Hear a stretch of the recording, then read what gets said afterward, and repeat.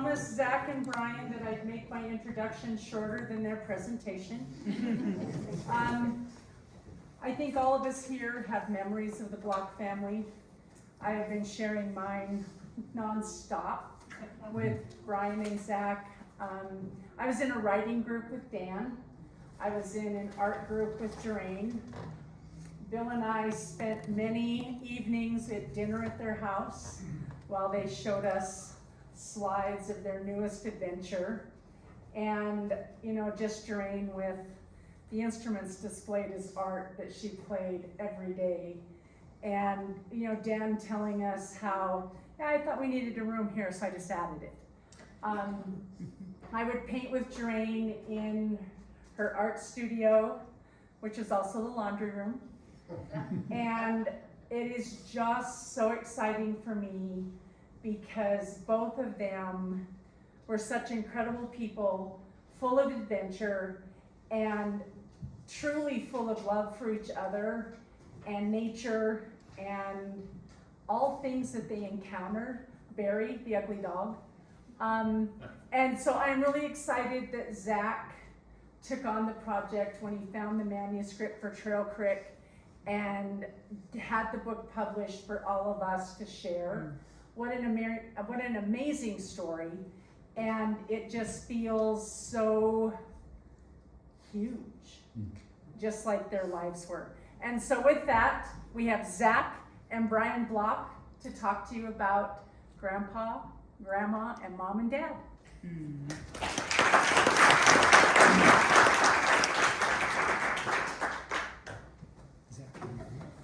Yeah. Thanks, and thanks, Debbie, the Dillon Bookstore and the Beaverhead County Museum for letting us do this here. Yeah.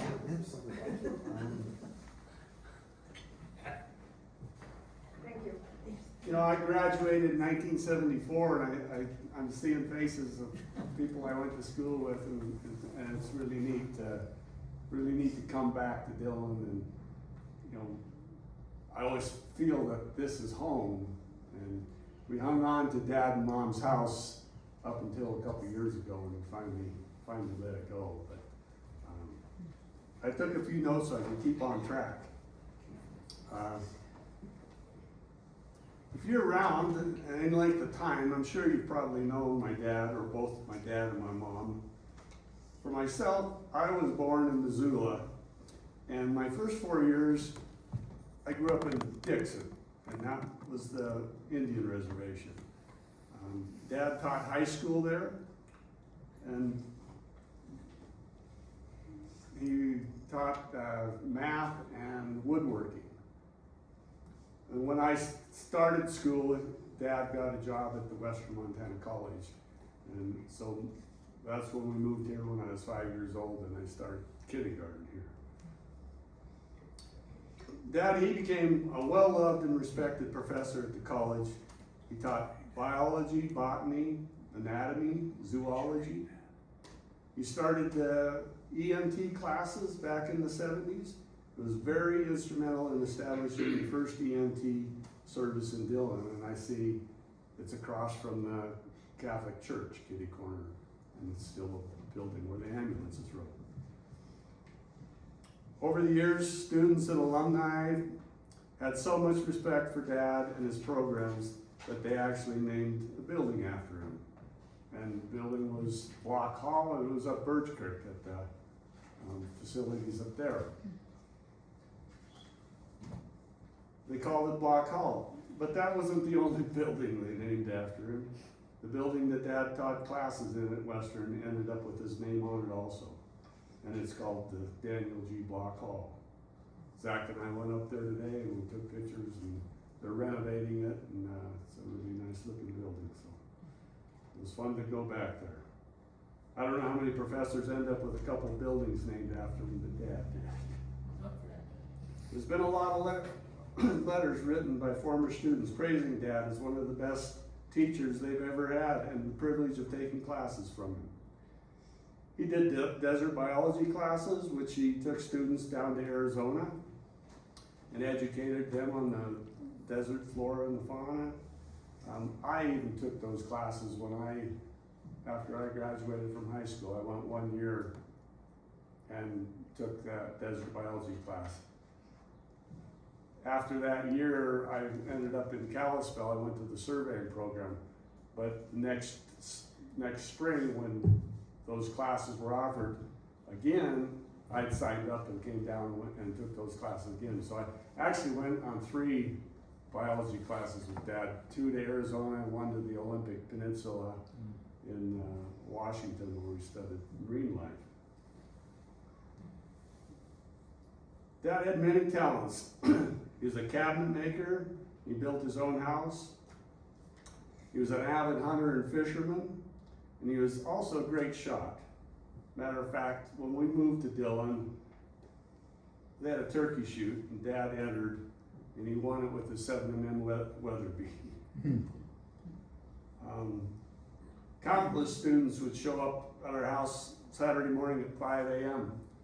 They'd go hunting with Garth and I and Dad, and several of them helped pack elk out, and there was always students that wanted to hang out with Dad, go hunting with him. He was a matter-of-fact kind of guy. Common sense, logic would solve the majority of the problems. It's ironic, Dad didn't get mad at something, he would figure it out. I never heard him cuss or swear that I can remember. And that's pretty amazing. He was a great role model for not only me, but for all of his students. And then Mom. She was an incredible artist, although she never really worked a job, but she did paint black and white photos for Fred Bridenstine at Bridenstine Studios. And he would take all these black and white photos of ranches, and Mom was forever coloring the cattle and the scenery, and she did that for extra money. She did that for several years. She was very active in faculty-wise for the college. She taught Sunday school at the Baptist church and at the Presbyterian church. Mom was an incredible cook. She was constantly trying new recipes from all around the world, and forever we were trying different dishes, and the cookie jars were always full. It's just amazing that we had so much. She was so talented in things like that, and she was also a very beautiful lady. A lot of summer trips that we took went up to the North Fork of the Flathead River by Glacier Park, where Dad had built a cabin in his post-World War II years. And that's what this book is mainly about. It's the time, before he raised the family. And that, my friends, is where this story comes to. After my dad and Mom's passing, my son Zachary, their grandson, was going through boxes of things, and he started, finding chapters. And that's where, it's amazing what Zach has done with this book, so I'll let him take it over from here.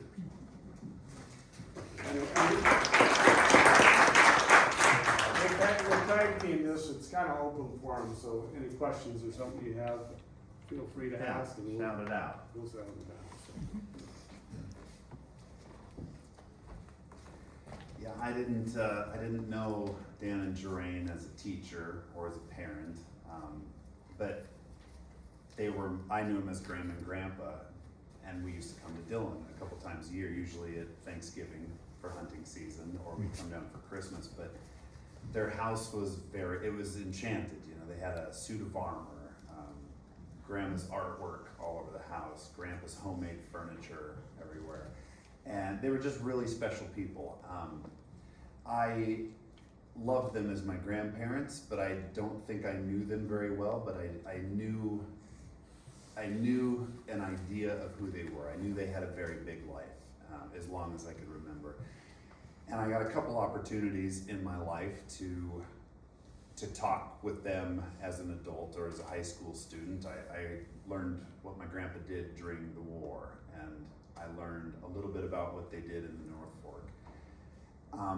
But they set a good example of family and community and love, and I sort of opened it with this picture because I think Grandma was the muse for everything my grandfather did, for working hard and using life as a grand adventure. And a piece of the book, tell our story as a fairy tale, Geraint said as I was working on this book. Make us heroes where a knight on a white horse carries the fair maiden off. Write the legend, not reality. When the legend becomes reality, publish it. So I was off living my life in the world. I was in California when my grandfather died. And I made it back up here with my infant son. We got to Kalispell and flew over in a small plane to attend his funeral, which they had at the college.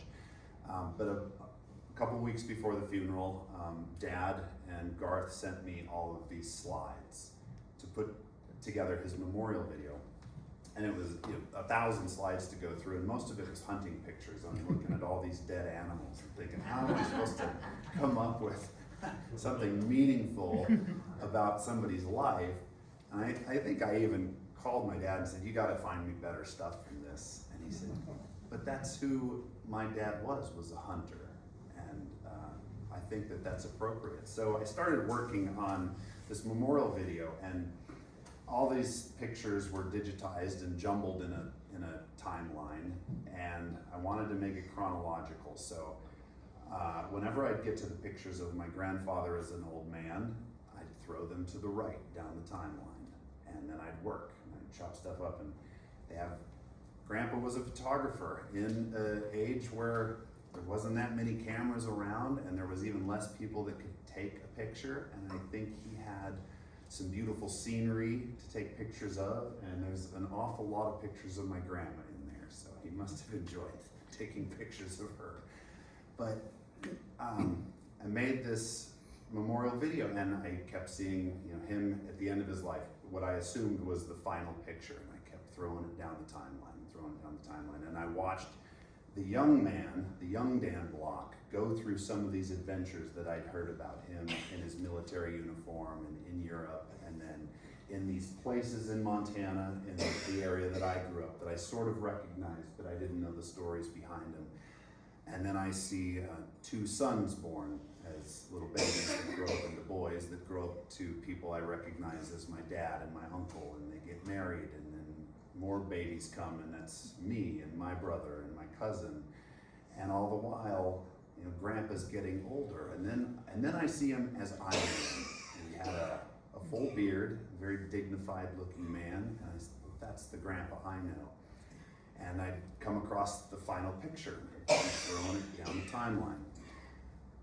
And then I came to it again, and I grabbed it to move it, and I realized I was at the end of the timeline and the end of his life, and I had watched this extraordinary man go from a young kid to the end of his life, and I watched my father grow from a young child into an old man, and even myself go from a baby into a man. And came down and did his memorial, and that was sort of that. Life goes on. I moved back to Kalispell, Montana in 2020, and I built a house. And when I was ready to move in with my 2 young boys, Mom and Dad brought me boxes of stuff. Childhood G.I. Joes and action figures and some old clothes and high school letters. And there was a manila envelope inside. And right away I opened that up and figured out what was in it. It was some of Grandpa's writing. I didn't recognize it, but he had sent me his writings periodically throughout my life, some of his World War II stories and other things. And he was a wonderful writer, so I thought, oh, this will be great. I'm in no hurry to get through it. I have the rest of my life to dig through that. And I finished my patio and finished working on my garage. And then people in Kalispell, this was last July, about a year ago, or maybe slightly before, people in Kalispell started talking about a treasure that might be buried around Montana. Anybody else heard of this? And so I ran to Netflix and I watched these 3 episodes of this wild tale of treasure, and I went and bought a book and read a poem, and I said, this does sound like there's a treasure buried in Montana. It kind of sounds like it might be around Dillon. I said, Dad, decipher this and tell me where the treasure is. You know everything. And he didn't get back to me for a day, which was very out of character. So I called him the next morning and I said, what are you doing? I sent you this thing that you were supposed to get through. What gives? And he said, well, I'm so confused. I know that family, and I know the area. In fact, there's another book that the grandfather, Wayne Fitzwater, wrote. He talks about all the places around the Beaverhead, all these secret spots that there might be a treasure. I think I have that book. And he went to his bookshelf and he pulled this thing out. He said, here's somebody's grandfather's book. And it dawned on me that before I read someone else's grandfather's book, I should go look in that manila envelope. And so I opened it up and I started reading, and I could tell you my impressions of it, but I think I'll let Dan's words speak, and I'll read you a couple excerpts of it, and then tell you some more stuff. But Grandma was Grandpa's reason for doing it, and he wanted life to be a grand adventure. And they fell in love in Milwaukee, and one of the earliest stories in the book, he had this to say. They went out riding racehorses at the fairgrounds. Jeraine and I were both about frozen. I think this was a day before Christmas, as we stiffly dismounted and led the horses into their stalls. Her cheeks were wind-burned, tears frozen on them, lips numb with the cold and red hair streaming wildly. This has to be the end, I thought. How can she ever forgive me for putting her through such an ordeal? The most beautiful girl I have ever met, and I have destroyed any chance that I might have had. Once inside the stables and out of the wind, I took her cold hands in mine, looked into those beautiful blue eyes, and started to apologize. Jeraine, then yielding to a sudden impulse, I took her in my arms and kissed her instead until she stopped shivering. That was the most thrilling experience I have ever had in my life, she interrupted, catching her breath. When can we do it again? You mean the kiss? I asked in surprise. Oh no, she replied, the race. So, the book's full of these awesome paragraphs and stories, and as I was just going through it for the first time, I grab these and I threw them on my Facebook story. It's up for 24 hours and it goes away. And I started having a lot of friends and people saying, hey, well, that's so fun. What is that? Tell me more. Where can I get some more of that? So I kept reading the book as they started the adventure. Living off the country was an overcrowded occupation up the North Fork during the Depression years. Settlers, homesteaders, down on their luck Depression casualties. The North Fork was home to all of them during the 30s. They had left their mark behind. Old cabins, some just shacks, stony gardens, and small patches of land cleared for homesteads. It represented the bottom rung of existence, the survival level. But we were different, we thought. We had dreams, as though we were the first. And that's sort of powerful, a little foreboding. And as I'm going through this, I start to get the sense that it's sort of reading like a tragedy. But then we get to the first time they end up at their property. This is the western boundary of Glacier National Park, if anybody doesn't know where this is. It's a beautiful place. And I think Grandpa had written parts of this in the latter years of his life, and I think he finished it at the age of 96, right before he passed away. So this is an entire life reflection. Over long periods of time, memories tend to fade as the years meld together, but not from that first year at Trail Creek. I can still recall every month and sometimes every day. The memories have been so vividly etched into the past that only a failing mind could erase them. From that first minute that we pulled into the front yard of the old Price homestead to unload our gear in early April until the storms of December buried every living thing, the details are still vivid. And then later he said, it all seemed a bit overwhelming. In 1 week, we had voluntarily gone from the atomic age of World War II to the horse and buggy era of our grandparents. And I started daydreaming this and thinking almost a little jealous of that life that me and my friends and those that come after us would never get to experience until it got to the hardships. But the American public's romantic attachment to the frontier has grown ever since the frontier ceased to exist. In 1946, however, a small chunk still survived in northwest Montana. To me, Trail Creek lay at the center of it. And they started to live their life, and they moved through the days that were very busy. The summers were always too short, the winter came too soon. But the middle part of the book is full of their adventures.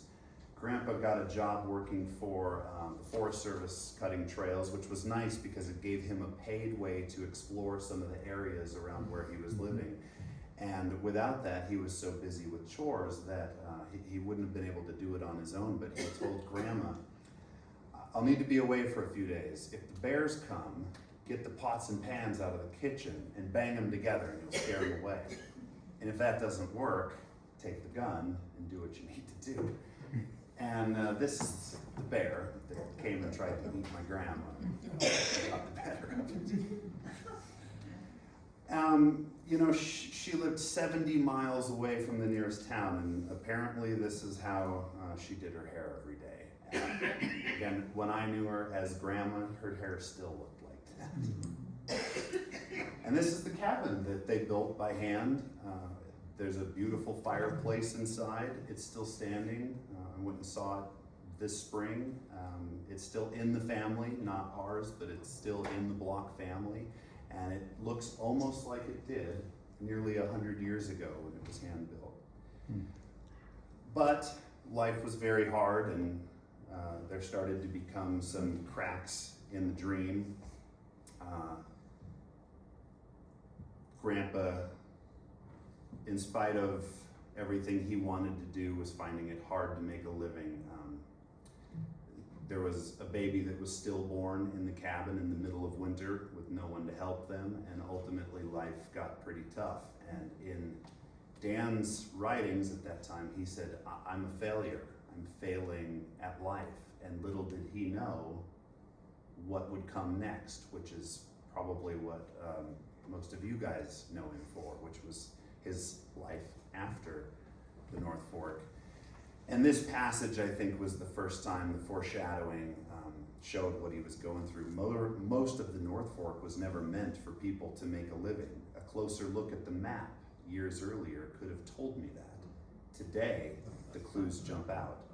Dead Horse Ridge, Kintla Glacier, Starvation Creek, Frozen Lake, all within a day's foot travel from our cabin.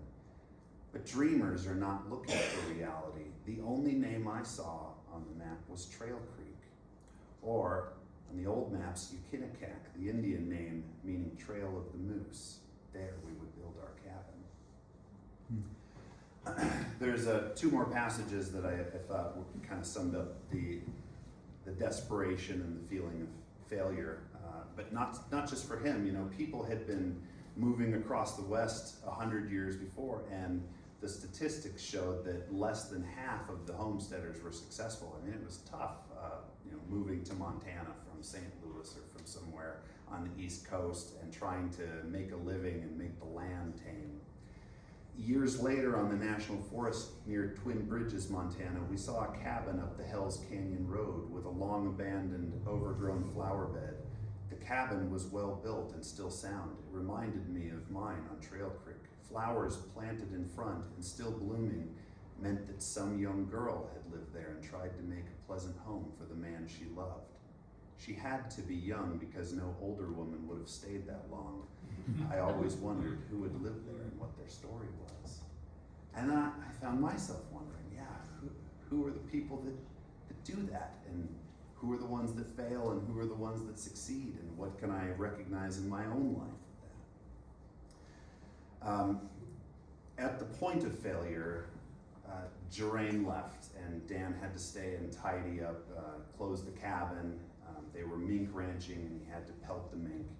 I had never really been lonely until after Jerain left. With her gone, even the fresh steaks and hotcakes had lost their flavor. A venison stew simplified cooking as I worked to pelt the 75 mink I had raised, but one had to hurry and eat while the stew was still hot to prevent the cooling tallow to stick to the roof of the mouth.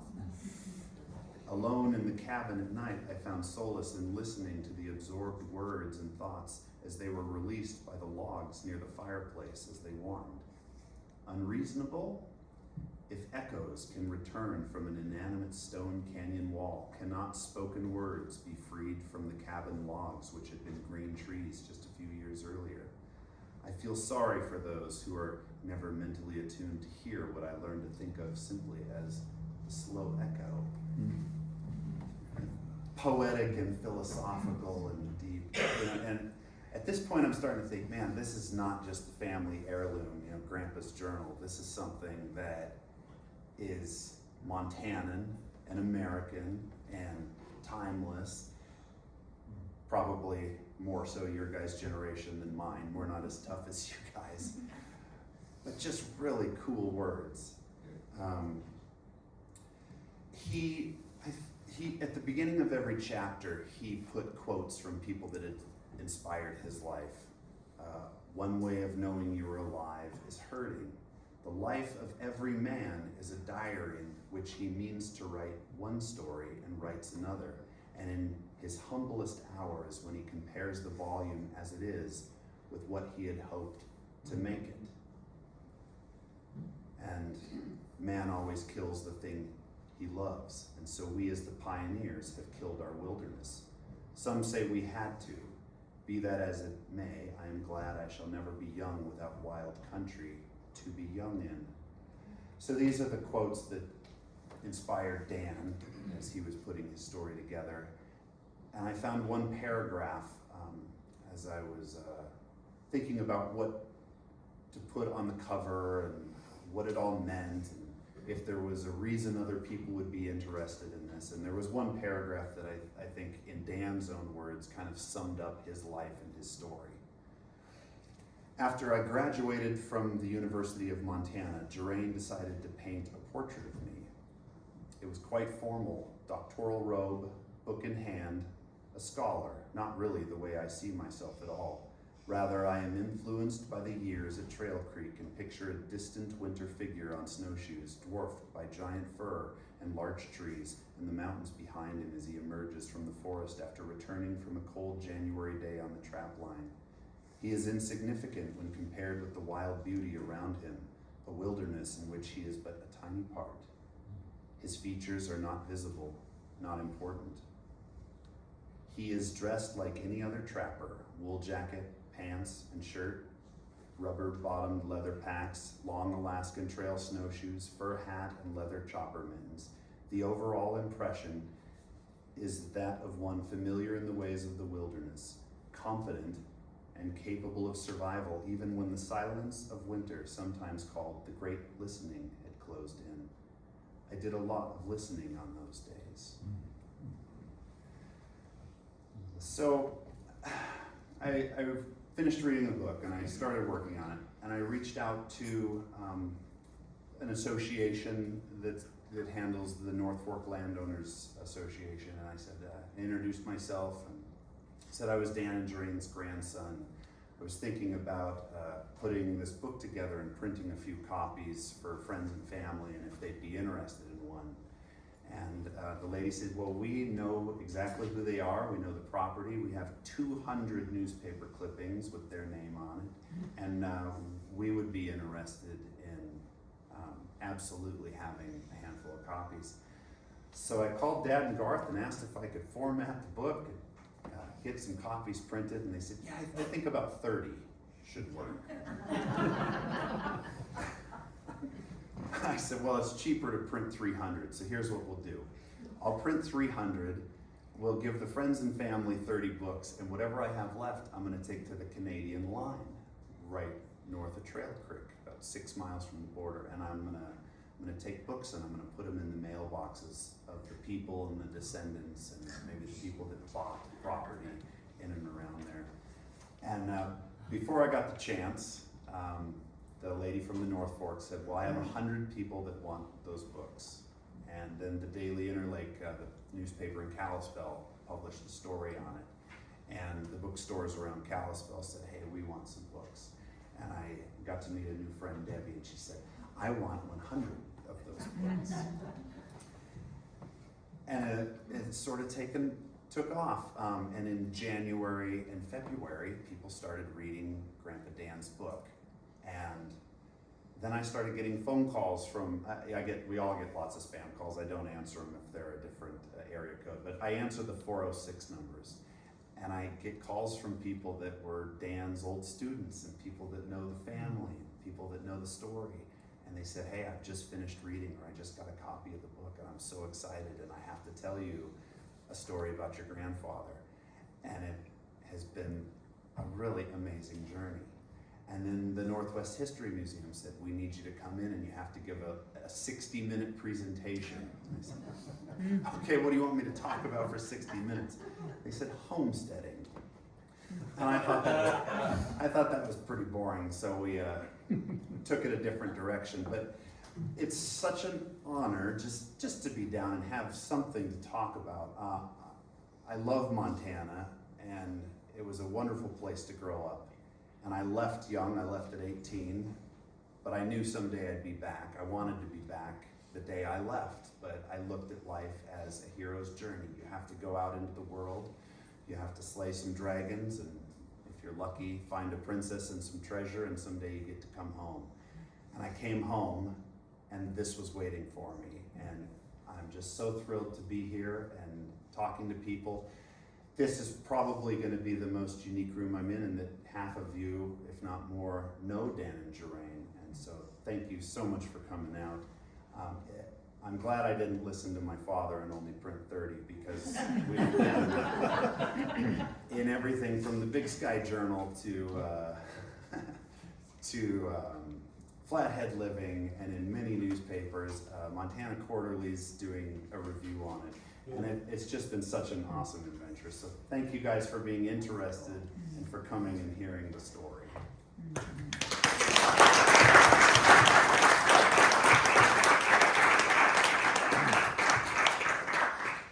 Does anyone have any questions or stories from Dan and Jeraine they want to ask or share? Yeah. So are you gonna have your portrait painted in a suit of armor like your grandfather? Where is that huge painting? The suit of armor is about this tall, and I spent the first half of my life wearing high water pants, and I'm not doing it anymore. My kids were a little frightened of the suit of armor when it came into the house, but I just told them what I was told, which is that his name is Sir Lochinvar, and if you've read the book, you know that. And he comes alive at night and patrols the house. And that didn't really make the youngest feel any better. I just wanted to clarify, you said that Dan wrote this in his old age, even into his 90s. That's when he was, the primary time when he was writing this. I don't exactly know, maybe Bryan does, but there's one sentence in the book that says, even today, at age 87, Jeraine dances across the room. And so he was writing it close to the end of his life.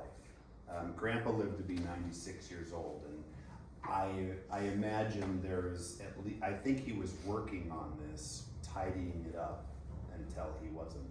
Yeah, throughout my life, Dad would send me chapters, or he would print them out.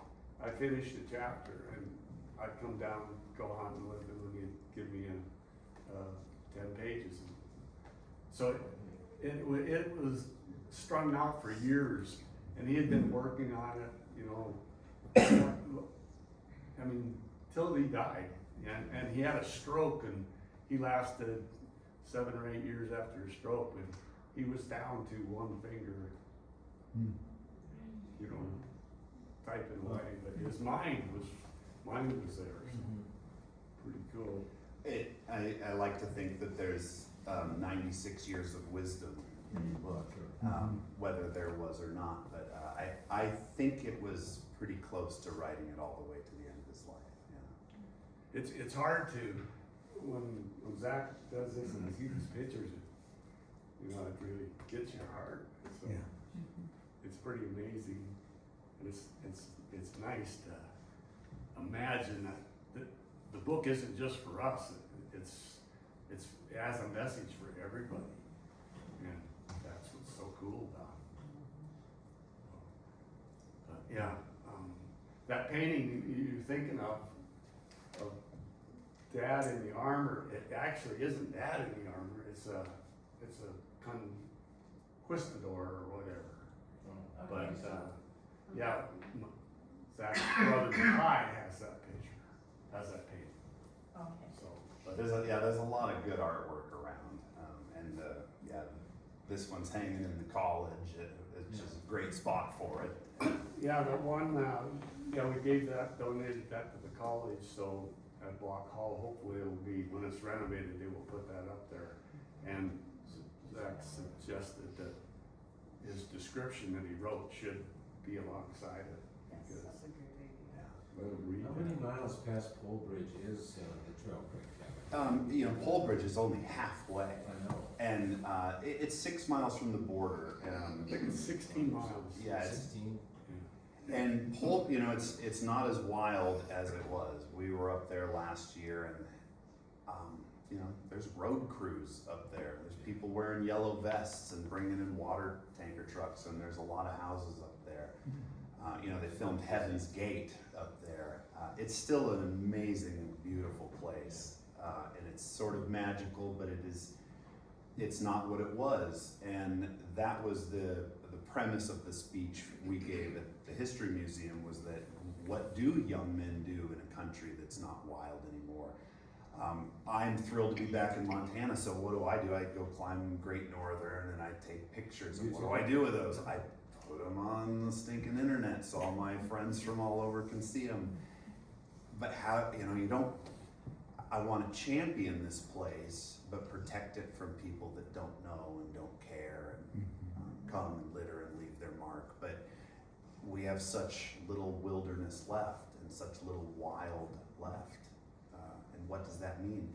And it's interesting enough, when I was coming up with the cover, Dan did not say that in his book. He wasn't heavy-handed about, the dwindling wilderness, but you can't help but get that. Did you get that at all? I did.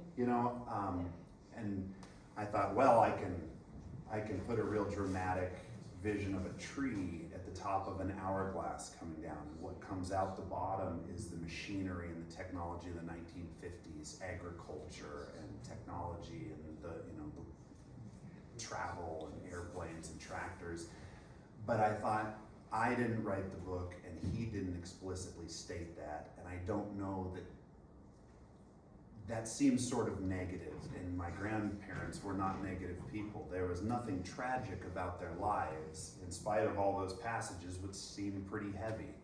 And then I thought, well, how about Geraint's hair, that beautiful red hair, flowing past the cover to the right, following a track of mink tracks, which could be the wilderness, inviting the reader to open the cover of the book and go into the wilderness and the story with them. I thought, well, that's something I have the right to do. I shouldn't get so happy with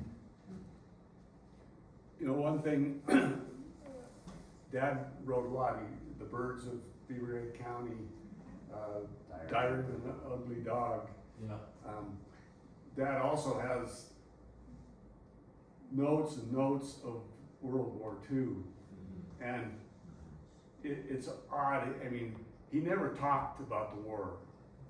I asked him questions, throughout my life, but he wouldn't open up about the war, but he was a medic. So he saw just horrid things. But what he wrote about was his furloughs fishing Yeah. in Scotland. Yeah. And going to dances and kissing girls and trying to find the right girl. 67. Yeah. 67 girls are in his diaries. Yes. But, yeah, I He mean, says he even, went on 2 adventures in his life. The first one was going to war, and the second was Trail Creek. And in his life's work, the war is barely mentioned, and it's what is mentioned is talking about fishing. But that one, he was victorious. They came home, mission accomplished, job well done, and he knew that he had done a good job and was successful and victorious in the war. Trail Creek, in his own words, he looked at was a failure. And I didn't read those parts of the book because I don't want to spoil it, but he looked at this as a grand failure of his life, but it was the most important part of his life. And what can we all learn from that? Some of the things that we fail at end up defining us more than anything ever could.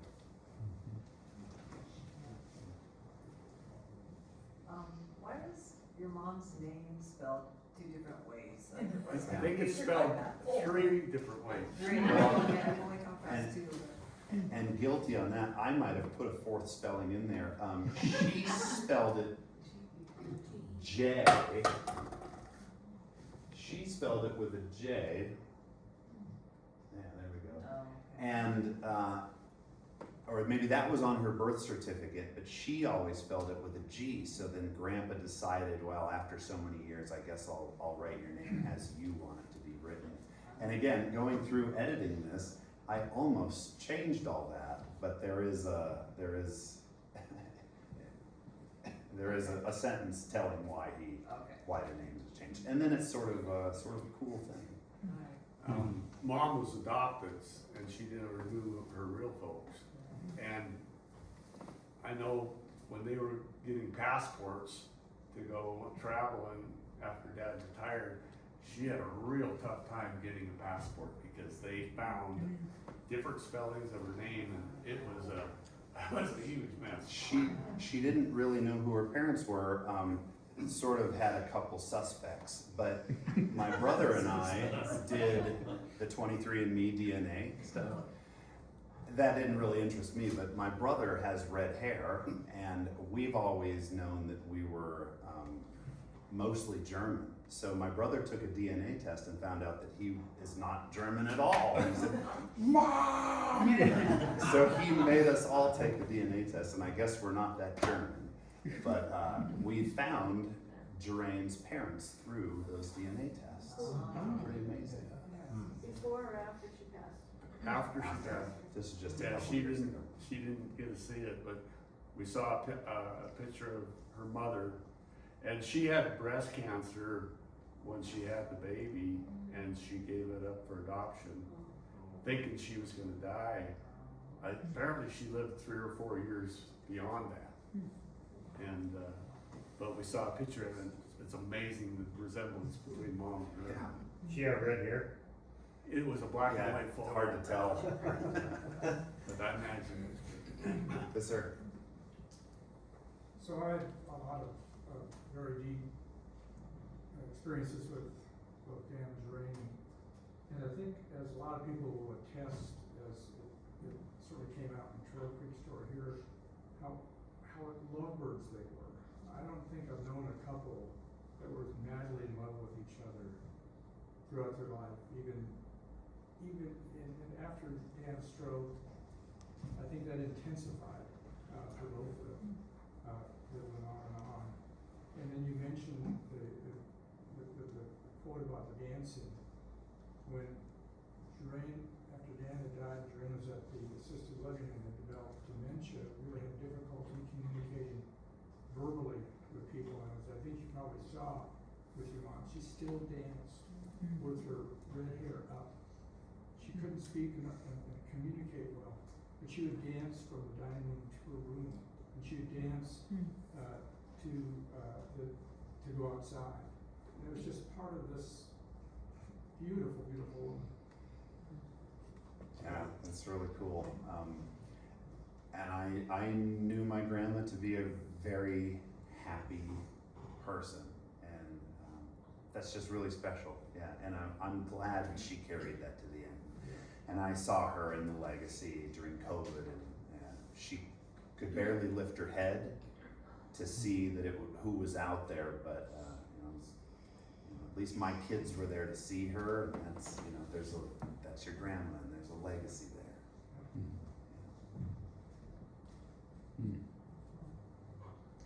I wonder how many letters to the newspaper Barry the dog wrote. A couple, yeah. Yeah. Oh. I found also in this collection of stuff, I don't know the number, but I think 47 love letters that Dan wrote to Geraint in early 1946, and I'm in the process of transcribing those. The penmanship is awesome, much better than mine, but it's still really hard to read because it's cursive, and so I can only get one letter done in an hour, but I'm halfway through it. It's cool. His writing got better 80 years later, but there's still a lot of really cool things in those letters. That must have been so difficult with the stillborn, so isolated. Yeah, I don't know much about that, but Dad's heard, anything to say about that? Up at the North Fork? Yeah. Yeah, Dad worked for the Forest Service. He worked for, he would be gone a week at a time, come back. She was up there all alone. My grandpa and grandmother bought the original 168 acres, or 160 acres of the Price Homestead. My granddad was a fireman from Milwaukee, and he took his retirement and bought that 160 acres. So they moved out, but winters they would go back to Milwaukee, and Geraint would stay up there by herself. But then I think they spent 5 years up there, and finally Grandma and Grandpa stayed up there along with them. But then they ended up moving to Kalispell, and so it was pretty tough. And she was 17 when she was married, And not much older when they lost the baby. Yeah. and then they had bears just tearing into the cabin. Do you know how many years was he trying to raise mink? I remember hearing about that from Dan. Well, 5 years, see, Okay. and it was a losing proposition every year. It cost them more money than the mink market. I guess right at the war's end was great. huge. But the trade opened up with Eastern Europe, and the furs flooded the markets, and the cost to whelp them and to get the furs to market was greater than they'd sell them for. So he writes about having to kill all of his mink, but he saved the 2 most beautiful ones and kept those for Geraint, and sold the rest. The mink, I guess, when they're having their kids, if they get upset, they kill their young, and the bears were the problem because they would come around the mink cages and upset the mink, and then all of a sudden your whole year's worth of labor, you would get up in the morning, there'd been a bear out there, and then all the mink are dead, or all the kids are dead. And it's like, it was one thing after another, and just finally, Dad's enough was enough. I guess I learned my lesson. I'll go do something else. Used the GI Bill with the school in Missoula, and Ended up here. So, but Dad's spirit of adventure, is passed on to me, is passed on to Zach. Just think when I was in high school, I spent 1 year of college at Western, and that summer I wrote to every Forest Service place I could think of and applied for a job. And I got 2 job offers. One was in Colorado and one was in Alaska. So I went to Alaska. And I got on a survey crew surveying logging roads on the islands in by Petersburg, Alaska, Ketchikan. And we'd go out to different islands and spend a couple weeks surveying a logging road, then move us to another. When I came back, I was planning on going back to Western, and I had a ferry ticket to Seattle, and it stopped at Prince George, Yeah. Canada. And I saw all these guys getting off the boat, young guys like me, backpacks